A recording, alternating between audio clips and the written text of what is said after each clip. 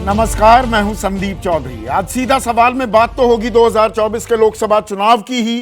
कल penultimate round है, यानी कि छठे चरण के लिए 58 सीटों पर बटन दबाया जाना है। इसके बाद एक चरण बच जाएगा 1 जून वाला, 57 सीटें वहां पर, यानी कि 543 की 543 सीटों का वोटिंग का जो सिलसिला है वो 1 जून को थम जाएगा। लेकिन आज छठे चरण से ठीक पहले मैं बात करने वाला हूं देश के दिल्ली की। और देशा में देश हरियाणा, जित दूध दही का खाना, हरियाणा की मैं बात करने वाला हूं। कुल मिलाकर ये 17 सीटें, 7 दिल्ली की और 10 हरियाणा की। और 2019 में ये 17 की 17 सीटें बीजेपी के खाते में गई थी। तो शुरुआत करते हैं दिल्ली से। अब पूरे देश की जब हम बात कर रहे हैं और कर रहे थे पिछले लगभग 2 महीनों से, तो देश भर का जो ये लोकसभा चुनाव है उसमें एक शख्स का नाम जो लगातार लिया जा रहा है वो है प्रधानमंत्री नरेंद्र मोदी।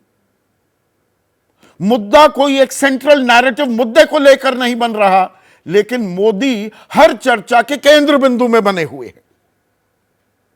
पर जहां तक हम दिल्ली की बात करें, देश भर में मोदी का नाम कहीं ना कहीं लिया जा रहा है। वो विपक्ष हमला करे या बीजेपी ताल ठोके अपनी उपलब्धियों की, तो प्रधानमंत्री मोदी का जिक्र होता है। और दिल्ली में वेदर यू लव हिम और hate him, you can't ignore Arvind Kejriwal. लेकिन हुआ क्या, चुनाव से ठीक पहले अरविंद केजरीवाल को जेल भेज दिया गया कथित शराब घोटाले में। पर दिल्ली का जब तक चुनाव आया और बीच में था चुनाव, 10 मई को 21 दिन की जमानत मिल गई अरविंद केजरीवाल को। तो जेल से बेल का चुनावी खेल पर कितना असर पड़ा, यह अपने आप में लाख टके का सवाल हो जाता है। एक विक्टिम कार्ड, एक सहानुभूति पकड़ने की कोशिश, क्योंकि सवाल उठने लगे थे बिना केजरीवाल झाड़ू क्या झाड़ू लगा पाएगी या खुद उड़ जाएगी।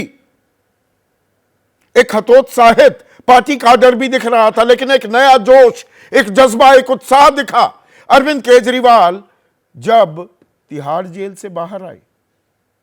अब कल दिल्ली की सातों सीटों पर मतदान होना है। यहां खेल कुछ बदला है क्या? अब केजरीवाल को बेल तो मिली, लेकिन केजरीवाल मामले में जुड़ गया स्वाति मालीवाल का मामला भी। राज्यसभा सांसद हैं, महिला आयोग, दिल्ली महिला आयोग की अध्यक्ष भी थी। बदसलूकी का मामला, और वो भी मुख्यमंत्री के घर पर। मुख्यमंत्री के निजी सहायक, उनकी न्यायिक हिरासत बढ़ा दी गई है विभव की। हमने आपको वो हेडलाइन भी दिखाई। तो मालीवाल तो नहीं बिगाड़ देंगी केजरीवाल का खेल, यह भी अपने आप में एक सवाल है। लेकिन एक और चीज हुई है, अप्रत्याशित है ये। दिल्ली में जहां विधानसभा में सुपड़ा साफ करते आए हैं केजरीवाल, पिछले 2 चुनावों में बीजेपी सुपड़ा साफ करती आई है लोकसभा में। 2014 में 7 की 7 सीटें, 2019 में भी 7 की 7 सीटें बीजेपी जीतने में कामयाब रही। लेकिन एक खास बात थी, वो ये कि दिल्ली में इन दोनों ही चुनावों में त्रिकोणीय मुकाबला होता था, यानी कि बीजेपी बनाम आप बनाम कांग्रेस। लेकिन इस बार विपक्ष का जो ये इंडिया गठबंधन था वो दिल्ली में कम से कम एक शक्ल अख्तियार करता दिखाई दिया। 36 का आंकड़ा जिन 2 दलों का था, भाई शीला दीक्षित को जेल में भेजने की बात करते थे, कांग्रेस को भ्रष्टाचारी पार्टी बताते थे, अरविंद केजरीवाल तो झाड़ू और हाथ ने हाथ मिला लिया, हाथ ने झाड़ू थाम ली।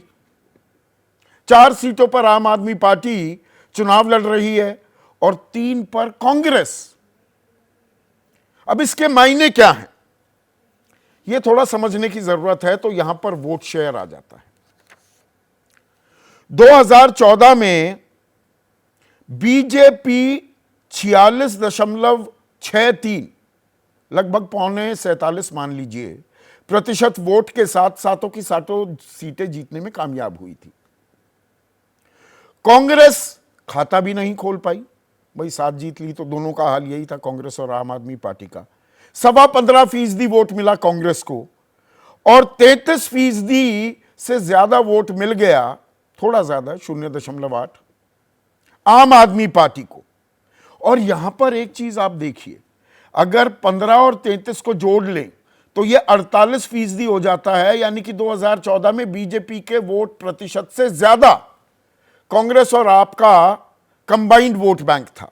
लेकिन 2019 देखिए, यहां भी बीजेपी सातों की सातों सीटें जीतने में कामयाब रही, लेकिन वोट प्रतिशत बढ़ गया 10%। 46 से यह 56 का आंकड़ा पार करता दिखाई दिया, 57 को छूता दिखाई दिया, 10.25% का इजाफा। कांग्रेस के खाते में गई 22.5 से ज्यादा फीसदी वोट और आम आदमी पार्टी 18.25% महज। और खास बात यह थी कि 2019 के चुनाव में कांग्रेस हर जगह दूसरे स्थान पर थी और आम आदमी पार्टी तीसरे स्थान पर इन दोनों का वोट शेयर अगर आप जोड़ेंगे तो यह 41% होता है, 15% कम बीजेपी से।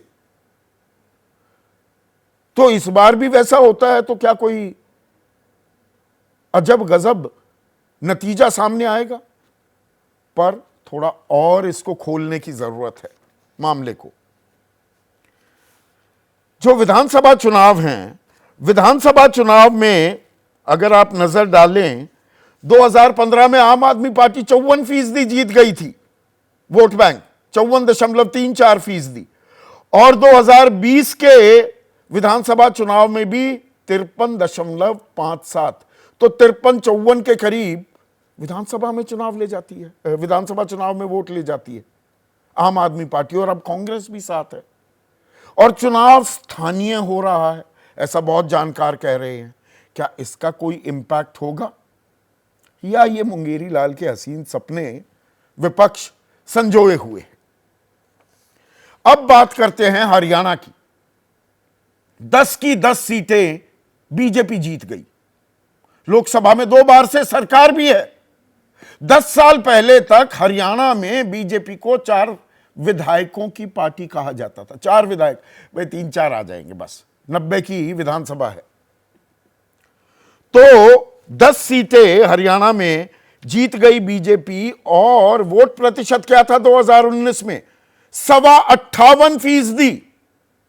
कांग्रेस को मिले थे 28.51, 28.5% वोट, लगभग 30% का अंतर। छोटा अंतर नहीं होता।